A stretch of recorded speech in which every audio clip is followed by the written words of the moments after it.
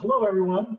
Thank you for joining us for our Latham & Watkins virtual discussion on stablecoins, CBDCs, and the future of payments. My name is Steve Wink. I'm a partner in Latham's New York office, where I focus on securities and broker-dealer regulation and fintech. I'm also a co-chair of our blockchain and crypto group. And if you aren't familiar with Latham and our work in this area, we're a large global law firm, and our top-ranked fintech group helps clients around the world, from major financial institutions to technology companies and startups, navigate the business, legal, and regulatory issues associated with the disruption of financial services. Digital assets, blockchain, crypto, and payments are major areas of focus for us, so we're excited to be sharing this conversation today with you. And but just a few housekeeping notes before we get started. Today's program is expected to run about 75 minutes long, and there will be two separate panels. First, we'll kick off with a panel discussing central bank digital currencies, CBDC, and then we'll move to a discussion on stablecoins and payment tokens. And we encourage you throughout to submit questions. And to ask a question, you'll notice there's a little Q&A box at the bottom of your screen. You can click on that and submit a question. And of course, if you have any technical issues, you can address those that same way, and our tech team will respond to you directly. Finally, if you're an attorney and would like MCLE credit for the program that's being offered, the forms will be sent out following the program, and we'll provide a number, a code at the end of the program that you'll need to record in order to get credit. So now I'll turn it over to my colleague, Todd Beauchamp, to get us started. Todd. Thanks, Steve. So I'm Todd Beauchamp, partner in the firm's Washington, D.C. office. I'm the co-chair of the firm's global fintech group and chair of the firm's payments and emerging financial services practice. Broadly speaking, I'm a regulatory and transactional attorney focused on payments and fintech exclusively, working for a pretty broad spectrum of clients. Doing a very broad spectrum of things, but have done an extensive amount of work in the digital currency space for various market participants. And I would like to ask our panelists to introduce themselves. Daniel Gofine. Great, thank you so much, Todd, and great to join all of you virtually today. So my name is Daniel Gofine. I'm the founder of Gattaca Horizons, which is a boutique fintech advisory firm. I think relevant to this conversation, I'm also one of the co-founders of the Digital Dollar Project. I previously served as Chief Innovation Officer and Director of Lab CFTC at the U.S. Commodity Futures Trading Commission. I left the agency last summer, so great to join you all. Great, and our other guest, Lee Schneider. Lee? Thank you, Todd. Hi, everybody. I'm Lee Schneider. I've been a financial services and technology lawyer for more than 25 years. I'm currently the general counsel at Block One, which is a blockchain software company. And throughout my career, I've represented all different kinds of financial institutions and technology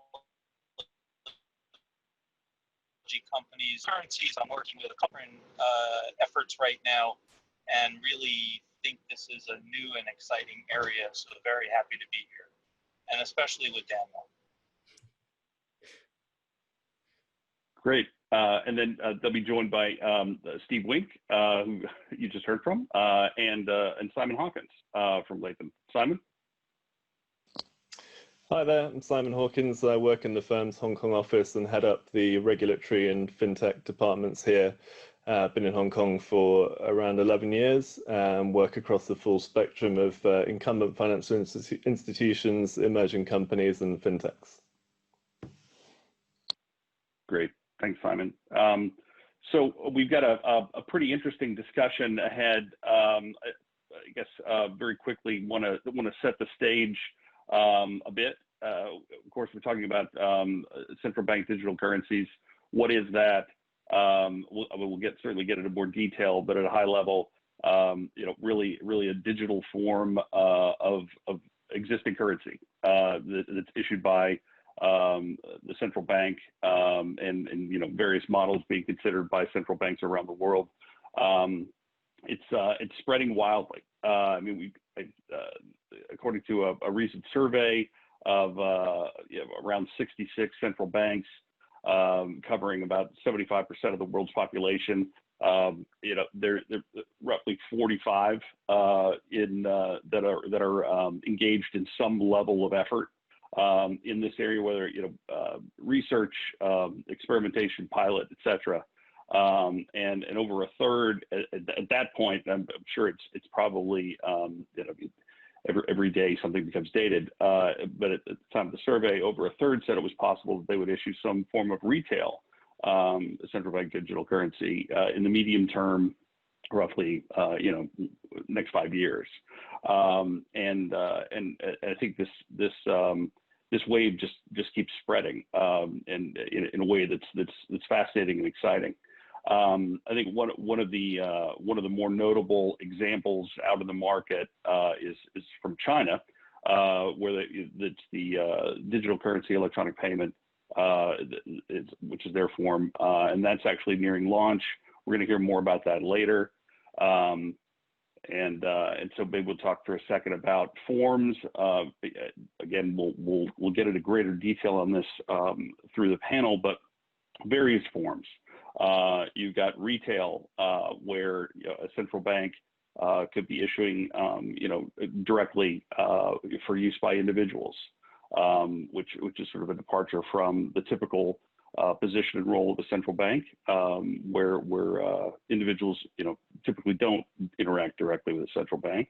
And you could have another model which is more wholesale, where the central bank is putting the digital currency out through banks and other non-bank financial institutions, perhaps even money transmitters, who could then utilize that, of course, for wholesale payments activity, but then act as distribution conduits to individuals.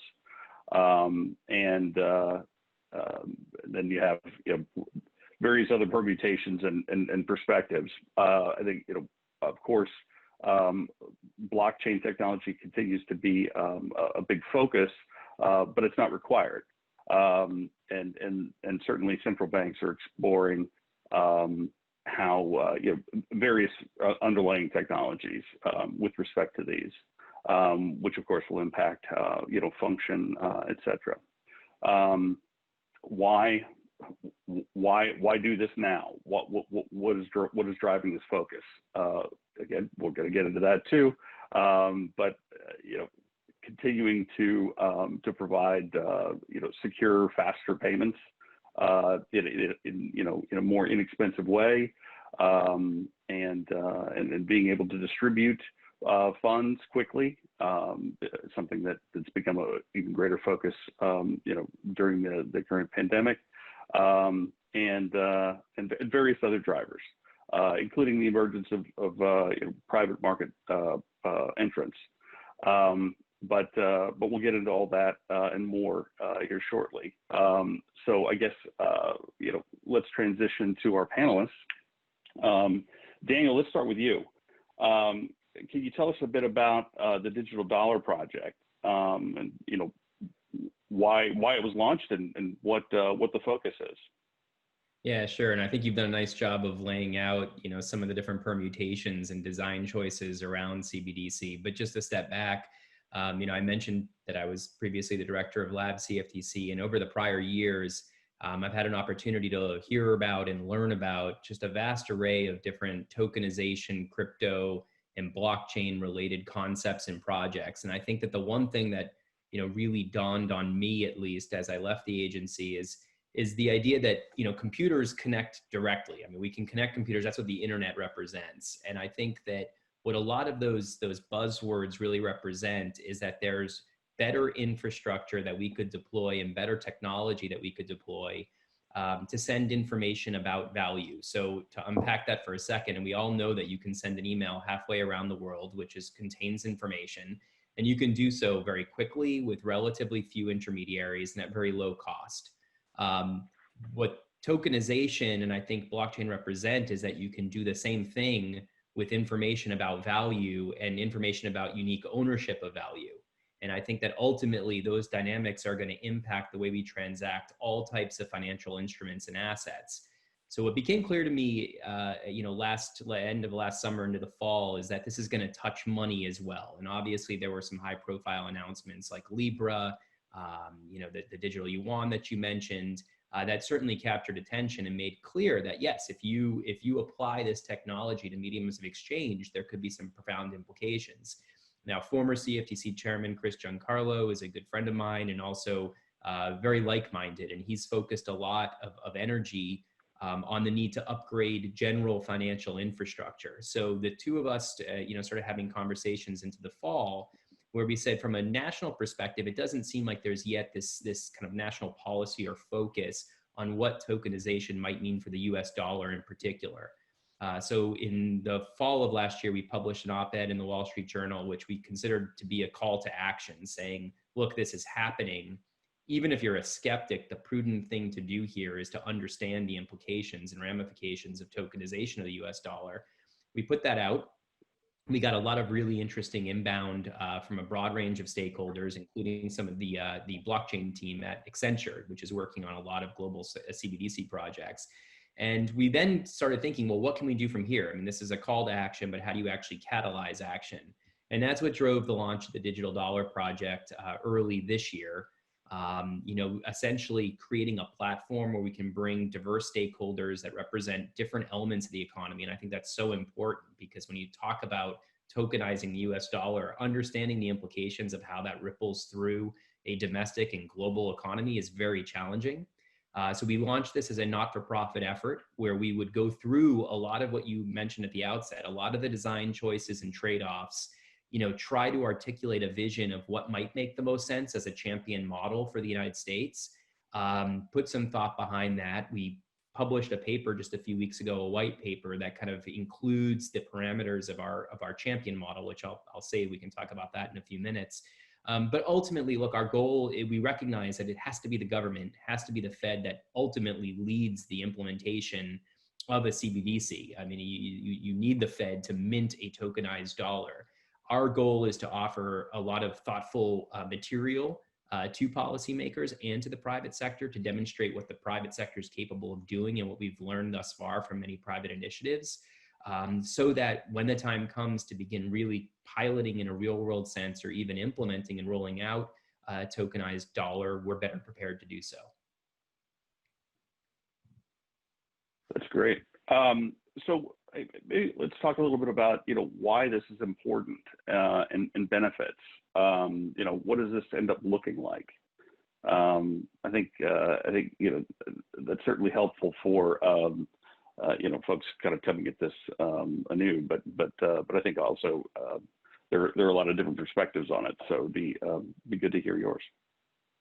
Sure. I mean, in terms of the benefits, I'm going to simplify it by just stepping back to where I started. I mean, the idea here is that if there's better technology to impact the way we transact, including transacting in money itself, and we can create a tokenized, a kind of a digital I don't want to say digital representation because it's digital cash akin to a physical bill that's a central bank liability backed by the full faith and credit of the government. If there's a way for us to issue that in a digital world and drive efficiencies, that's going to have tremendous flow through the entire economy. Now you can bucket and categorize particular applications and use cases. First, people talk a lot about retail. And, retail means a new payment option for individuals. So instead of pulling out your dollar bill, you've got a tokenized dollar bill that you're able to use to transact. Merchants and vendors may want to receive that as an alternative source of payment. So you've got a retail payments piece. Tied to that is this idea of access and inclusion. I think one of the really interesting hypotheses that we have is that if the system truly is lower cost to operate in the first place, and then maybe I'll save for Lee to get into the programmable nature of money as well, but if it's truly lower cost, and then the provision of digital wallet services, which I think is what's going to ultimately power this on the back end for retail users. If digital wallet service providers are able to offer that service at lower cost from a technology, operations, and regulatory perspective, as compared to a traditional bank account, and that's a hypothesis. Like if it's easier to offer, lower cost to offer, then it should become more ubiquitous on our smartphones today. I mean, of the underbanked population, according to a Pew survey, 60% of the underbanked have smartphones. So if you have a smartphone coming preloaded with potential digital wallet services, it should provide a mechanism to onboard a lot more individuals into our financial system. So you've got this retail piece, there's a wholesale component of this, a lot that ties to markets and to the actual settlement of transactions. We can move it more real time. It could become more efficient. You'd have more market participants with access to the most risk-free form of money by way of the US dollar. And then there's an international aspect of this, including remittances. Now, I think on that front, what's fascinating to think through is, again, not this effort as a defensive measure, but more as an offensive opportunity. And I actually think this would drive increased global dollarization. There could be consequences of that. I mean, there may be smaller countries, emerging markets where the governments are concerned by a mass move into tokenized US dollars, and we need to think through those implications. But anyway, that's just a start. Then there's, again, I mentioned programmability, the idea of the amount of automation that you could program around a tokenized dollar is substantial. And I do think that this is ultimately the system of money I view as a public good. And I think there would be an incredible range of private sector development and innovation on top of that infrastructure. The same way as exists today, we've made a design choice and an infrastructure choice around how central bank money is offered and what fills the gaps or is built on top. I think the same thing happens if you tokenize money and kind of raise the bar in terms of infrastructure. Yeah, no, agreed. I think, and two, you can imagine just driving a tremendous number of efficiencies out of this as you're building. But I think you raise a good point, and we'll get into this in a second with Lee, on the interoperability point. But I think one of the big questions among many is, the underbanked population. So you created this thing, and can use it. But how do we make it so the broader population adopts it and uses it? And I guess that if you kind of think about the traditional sort of retail transactions, you have the buyers, and then you have the merchant side, among other sort of dynamics. But anyway, we'll get into that later. Quickly, I wanted to ask about privacy concerns and how do we address those? And I think this is a broader question, not certainly not specific to central bank digital currencies, but I think an interesting one, as folks are sort of thinking through how to build something like this. Sorry, Todd, are you coming back to me, or are you asking Lee that question? Oh, sorry, Dan. Yeah. No, sorry. That question's for you. Yeah. If you had any thoughts on privacy concerns and how to address. Yeah, I mean, look, I think that's one of the most challenging areas, and I think that's where we need to focus a lot of energy is figuring out, the balance and the potential tension between privacy expectations and appropriate law enforcement and BSA AML requirements. I think as a threshold question, I'm still trying to wrap my head around whether that's such a spectrum. I mean, I think that there are some technology solutions that people talk about, like zero knowledge proofs, that may be able to help us satisfy a certain degree of privacy norms and expectations with proper regulatory interests. And so maybe it's not quite as clear of a black and white spectrum as we think it is. But be that as it may, I think that's going to be one of the key things that we need to actually sort through. I think that privacy is something that people expect, especially with cash, when you're thinking about smaller retail transactions. So maybe one way to anchor the discussion is to start by saying, okay, if tokenized dollars are akin to physical cash and dollars, maybe we think about how we apply the existing regime to physical cash. Does that make sense, for digital cash, if you will? There are some distinctions. I mean, it's obviously a lot easier to move tokenized money than it is to move, suitcases full of cash around the world. So we may need to kind of tailor and temper like where we draw the line. But I do think, what will distinguish the United States and a US CBDC from potentially other global efforts is the focus on proper privacy norms and expectations. We have Fourth Amendment jurisprudence that maybe we bring to bear on this to figure out, what amount of information should government have access to absent, a subpoena. There needs to be an application of due process to any of the pulling of that type of information. So I think that's a really, really important conversation, and it's probably going to be one of the most difficult ones to solve. Again, my perspective is start small. If you're going to pilot this, maybe you think about in the retail context, limiting transaction sizes so that you're able to err more on the privacy side of that spectrum, if it is in fact a spectrum. Because I do think that that's going to be a really important element, and one that would give the US a competitive advantage against other systems that may look to create far, more massive centralized databases, which may be very efficient, but then you're providing substantial access to either a single entity or a few entities to all that payments data and information. And so that could end up, I think, being a challenge for adoption of those types of models. Agreed. Thanks, Daniel. So Lee, turning to you, I guess if we could start off with talking about your article. If you could, kind of share a bit about what you covered there and your thoughts. Sure. Thanks, Todd.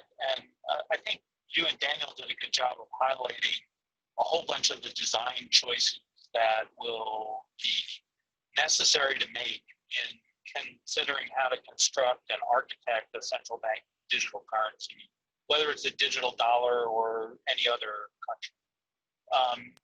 One important thing that comes out of that discussion is that some of these choices are values choices.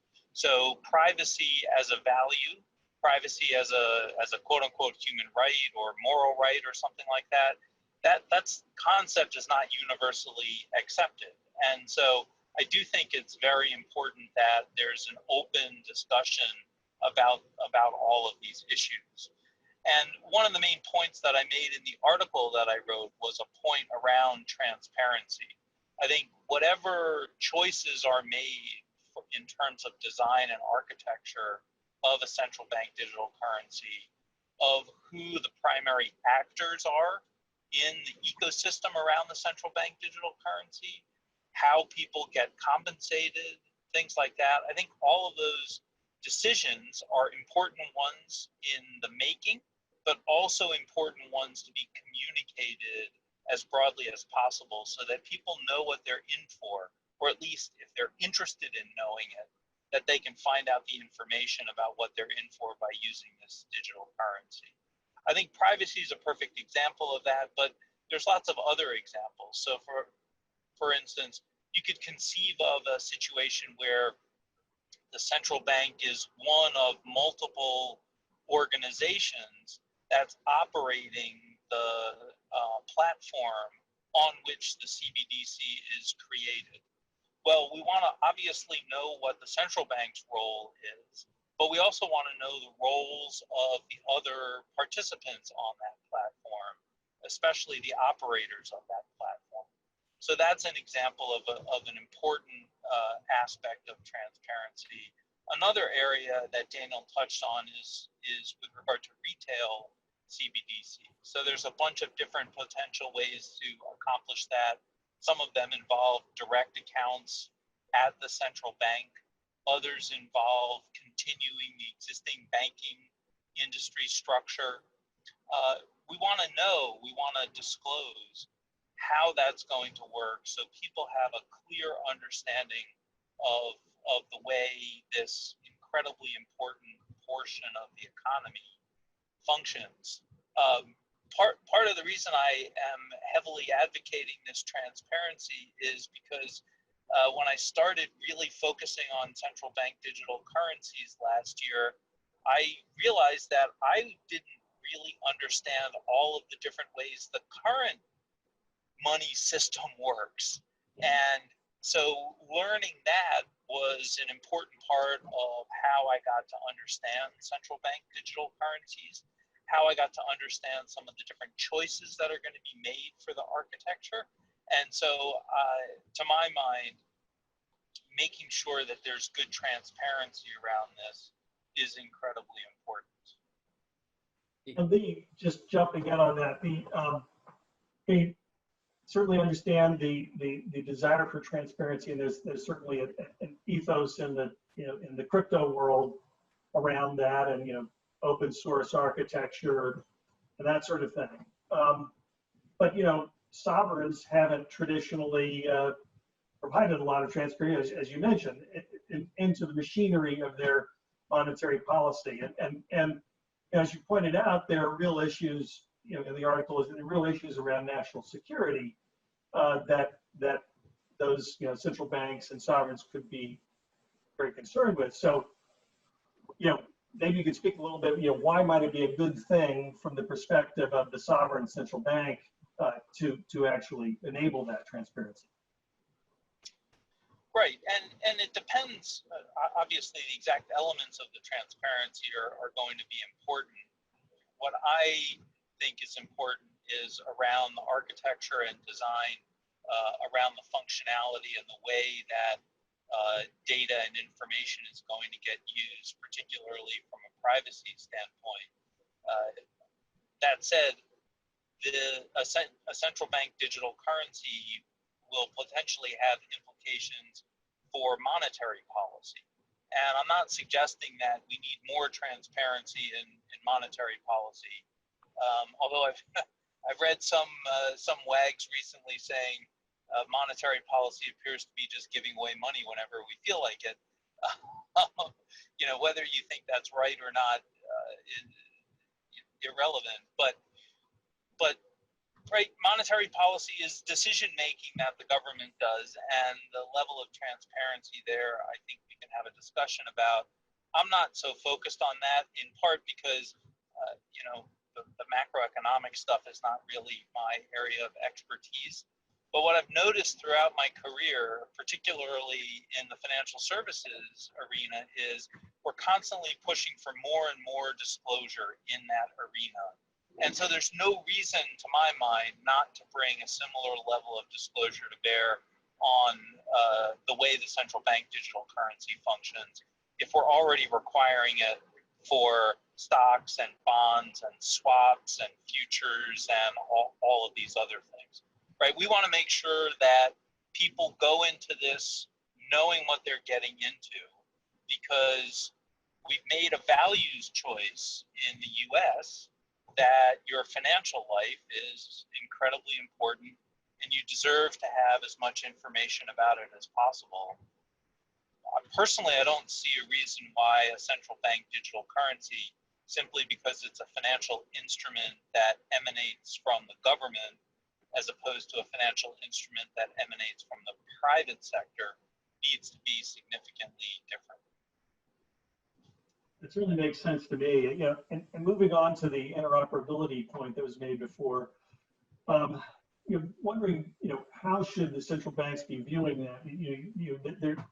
Is there a risk that central banks will be concerned about that interoperability potentially infringes on other central banks or other sovereigns? And then there will, does that mean there'll be a race to see who can sort of garner this market share, and that sort of thing? Is that certainly would seem to be a concern that those banks would be looking at?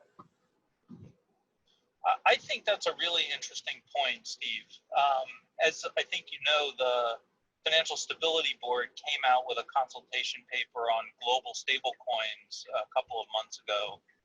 And I read that paper with great interest, in part because I'm interested in stablecoins, but in part because I was interested in what they thought the implications of stablecoins would be for fiat money.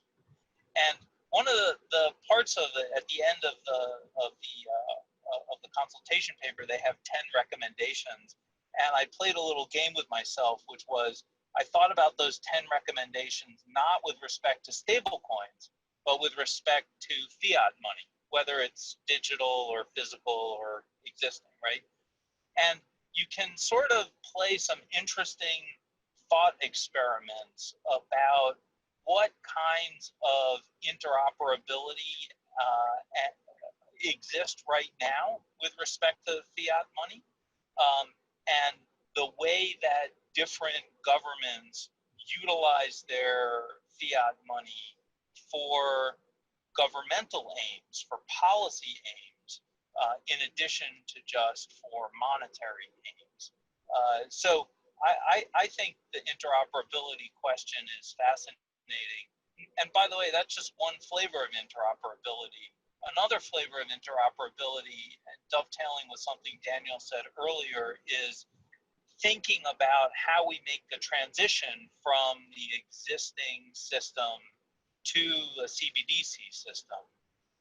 In my view, this is not going to be, we flick a switch and all of a sudden everything is digital dollar, right? Or digital pound or digital yen or digital whichever fiat currency you're interested in. To my mind, this is going to be a phased approach. So a central bank digital currency platform is going to need to coexist with existing platforms, and there's interoperability challenges there as well. And then, to my mind, the last feature or the last factor related to interoperability is the programmability of money, which Todd and Daniel alluded to. And there, it's going to be some interesting questions as well, right? So if the digital dollars are programmable, then presumably that means if Lee Schneider is sophisticated enough with his digital dollars, he can program them too. I was speaking with some friends the other day, and the example I gave was, I might like to program the digital dollars that my college age children are using so that the digital dollars get spent on books and groceries as opposed to booze and parties. So all of that is possible with programmability. I sort of make light of it, but obviously you can see how programmability could be another tool for repression too, right? And so we need to be, again, getting back to the transparency issue, we need to be transparent about what the programmability allows and how different actors can utilize that programmability. But I do think that in order to get really the full benefits of this, various forms of programmability will need to be built into the money. Great, Yeah. thanks, Lee. Back to you, Todd and Simon. I was just going to jump in for a quick second, if I could, on that last part. I mean, sure. I think the point on transparency, I think it is really important, though, if the Fed or a governmental entity is tokenizing, minting a tokenized dollar or other type of fiat currency, it's not the place of the government to be loading a lot of business logic and requirements into that money. The point is the token exists and it allows for programmable kind of wrappers around the tokenized money. So maybe there are tools for Lee as a father to say, I want to specify how this money is going to be used. In other situations, you could see it from a capital markets perspective. People might hear real-time settlement. Well, wait a minute, we don't want real-time settlement. I mean, there are reasons that you want to have kind of periods of time between trades so that you can generally net and clear them at certain optimal intervals. But this tokenized money gives you the power to program whatever is the most efficient, kind of timing element around settlement. So I think that's a really important component. And Lee, I very much agree. That's where transparency is critical here. I mean, it could be used as a nefarious tool if you have governments that are programming and coding, substantial requirements into money itself. That raises a real slew of issues, as opposed to giving people the functionality to be able to add that wrapper, so if they were to choose to do so. Yeah, and that dovetails with the privacy point as well, obviously, Daniel, but just to jump in on that. One of the things that I worry about from the privacy perspective is that we always say, well, privacy should apply except for national security purposes. Privacy should apply except for criminal purposes. A lot of people are now talking about privacy should apply except in public health situations. And these are really important questions that need to be answered. And whether or not money should be the tool with which people's privacy can be cut back, whether it's for valid reasons or not. It presents a really interesting question. I think throughout history, if we look back historically, cash has had a large degree of privacy. And I'm not sure we necessarily want to change that just because we've digitized cash. Right, that's a great point, Lee. Well, I guess trying to keep us to our schedule. Let's turn to Asia. Simon, if you could give us, I guess a little bit of an overview of what's happening in China and sort of what you're hearing on that, and then any other thoughts, because I know that there's quite a lot of activity all around Asia. Yeah, sure.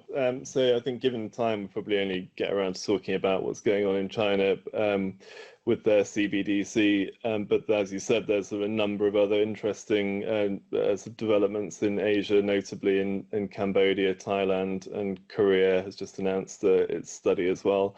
But let's focus on China. And I think everyone has probably heard of the digital currency electronic payment, or the DCEP token.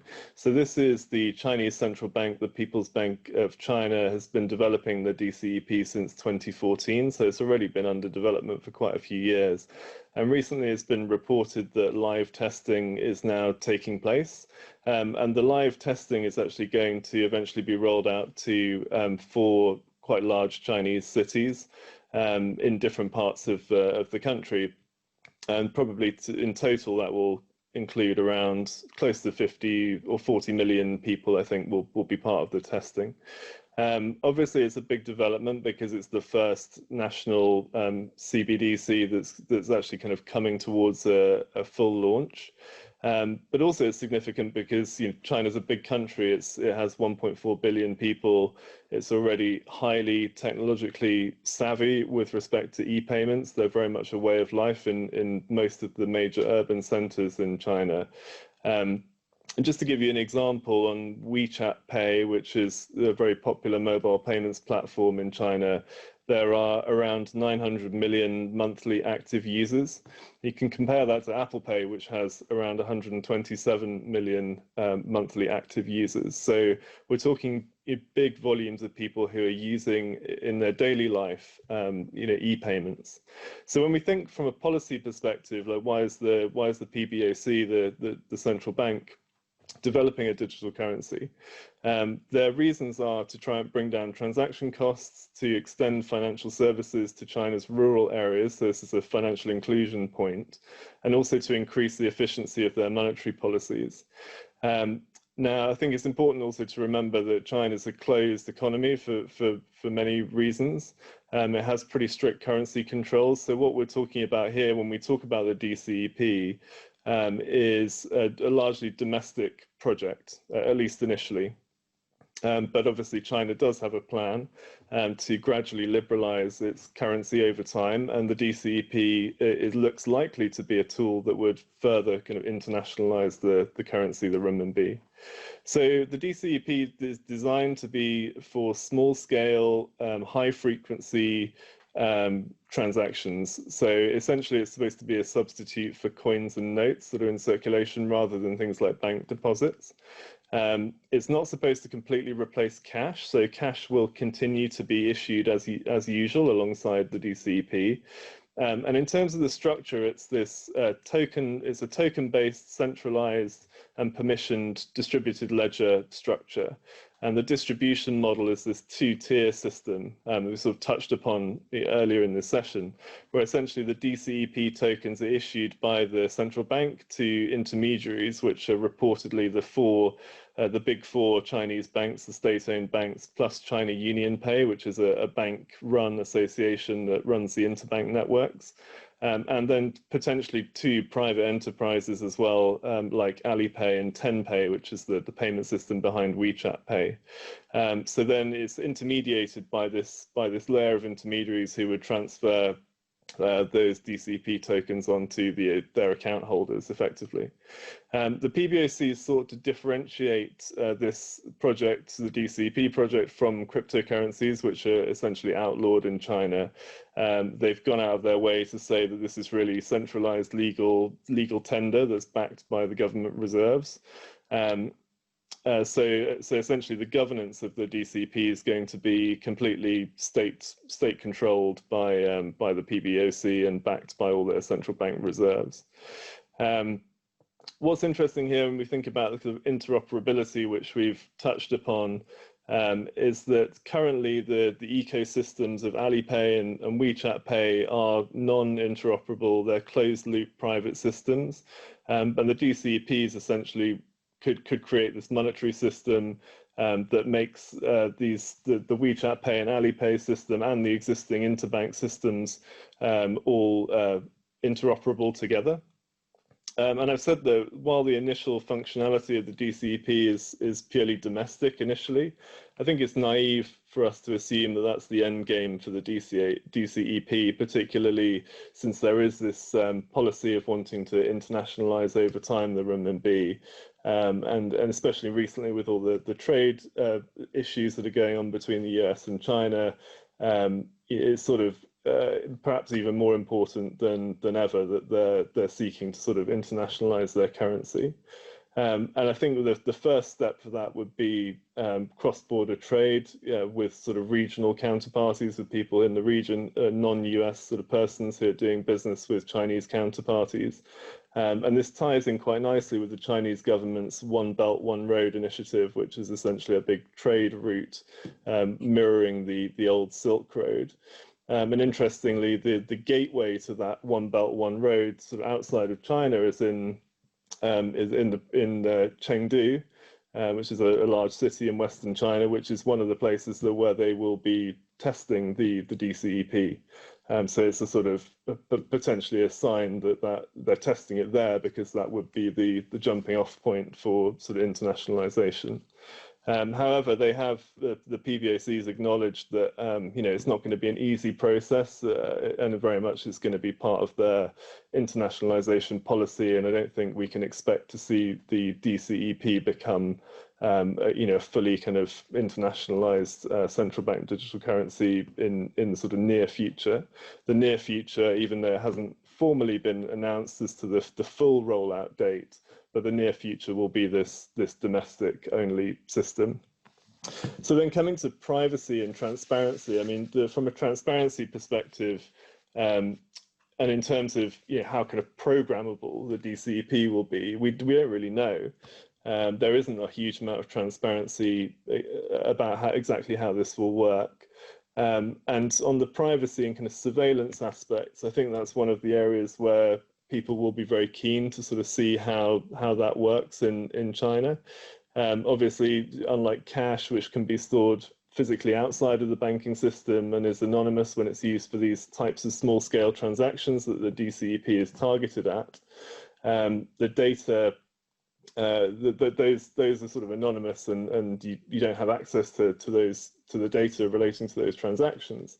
But with the DCEP, the data, I think we can assume, because of the way that the patent applications for the DCEP have been filed, makes it look like the process is completely end-to-end controlled by the PBOC. So I think we can assume that data will make its way up to the central government. And I think that brings with it all sorts of privacy concerns. Having said that, in China, people don't have the same sort of privacy rights anyway that you'd have elsewhere. And I think already you can assume that the payments they make through electronic systems are already in some way, potentially that data could be used by the central government. It does tie in slightly with another system that the government's rolling out, which is this social credit system, which is a sort of reputation system that's being rolled out across China, which is intended to standardize the assessment of businesses and individuals' economic and social reputations. And I think all the data that was going to be collected from the DCEP and potentially from a range of other sources could find its way towards being built into this social credit system, which I think for sort of privacy advocates is a slightly kind of terrifying prospect potentially. And so that's really it. That's a very basic overview of the DCEP project. I think Lee made an interesting point about on the privacy side again about how it could be how privacy may be limited in circumstances where there's a big public health interest, and obviously the recent coronavirus impacts you will have seen in China. You know, they do these quite vigorous sort of lockdowns, put people in quarantine, monitor people quite closely. I mean, in terms of how the DCEP could do that, if you could access all the data from someone's transactions, you could find out exactly where they've been. You could then do all your contact tracing. You know, there's a whole series of follow-ons from how you could use the data from these types of transactions for in the interest of potentially public health, but at the expense of privacy. That's all I have on the DCEP, Todd. Well, that's great, Simon. Thank you so much.